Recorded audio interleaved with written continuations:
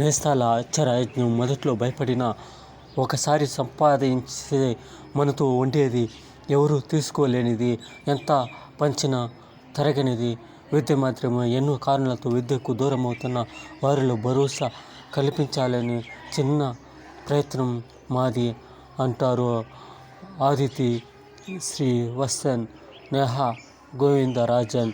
ఈ చెన్నై అమ్మాయిలు ఏర్పాటు చేసిన బ్లూ లిలక్ ఫౌండేషన్ పుస్తకాలు, విరాళాలు, ఇతర కార్యక్రమాల్లో సర్కారు బడులు చదివే అట్టడుగు వర్గాల పిల్లల వికాసానికి దోహదం చేస్తుంది. ఈ విధంగా మనకు చదువు గురించి ఈ ఫౌండేషన్ మంచిగా చేయాలని, ఇదే విధంగా కొనసాగింపు కావాలని కోరుకుంటాము. ఆ దేవుడు, ఈ సరస్వతి తల్లి